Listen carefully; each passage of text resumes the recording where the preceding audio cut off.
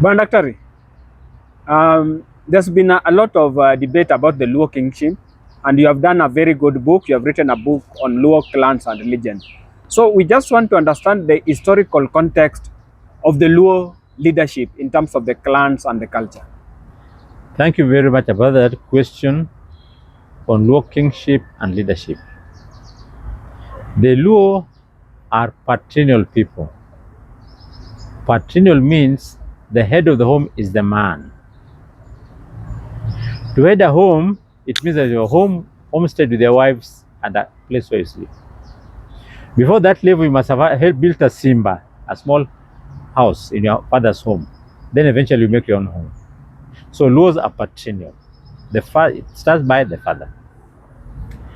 Over time, Luo leaders were coming in many ways. The others who were leading because of war, like Luanda Magere, they fought a war and went ahead. The others who were leading because they had good values and people respect them, they moved ahead. The other leaders who were inherited, when a leader has died, the son inherits his position and goes ahead. And the others who just become leaders because they are influential in society. In those days, there used to be somebody called Jabelo, the medicine man, who was influential in society, in the sense that people would go for him when they're sick, in the sense that he would get paid. Over time, he had enough money, and with much money, he could marry many wives because he could pay dowry. And the low pride was that you could not get a lady without paying bride price. So those who could do that were the magicians and witch doctors. That's the Luo leadership. It continued over years. Then came the era of the white man. When the white men came, some became Christians and then also started their own churches, their leaders in their own way. There was Alpha Mango in Ugenya who started his church. There was John Owalo who as early as 1907 started his church. And of course, later on, we got Legio Maria and other churches. So these are leaders from spiritual perspective. I started early in the war was people like Luanda Magere. Then the others who have led because human values, when the white men came, in education, people like David Wasau, people like Tiaro Diambonandi, led in education. Then the others who led in terms of wealth, some are rich people. So came the era of politics.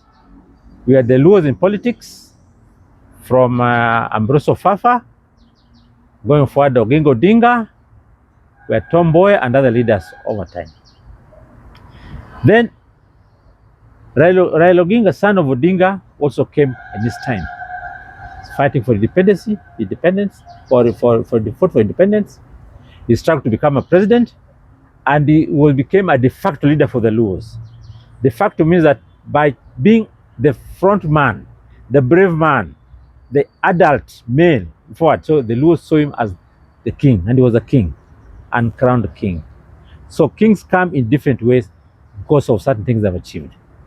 In modern times, a king might not be because of war, but it could be because of certain special achievements. Things like science, discovery science, things like medicine, things like knowledge, those are now becoming the modern kings. Things like AI.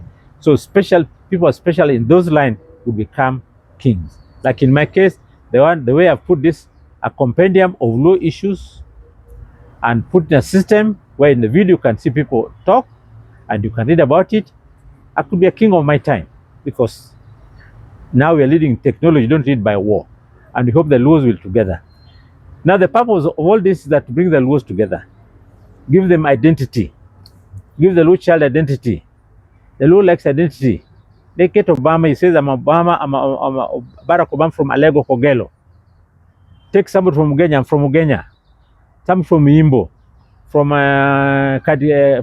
Seme, from Kano, from Kajulu, from Kasipul Kabondo, from Karachon. That's Luo for you. From Kanyamwa, from Kamagambo. That's Wood Kadem. That's Kadem. The Luo is for you. That's the identity they have. And this book gives them identity and hence leadership going forward. So you are trying to say in this era of technology and civilization, And in Kenyan context, because of late we have been having a lot of political battles in terms of who is now the Luo leader.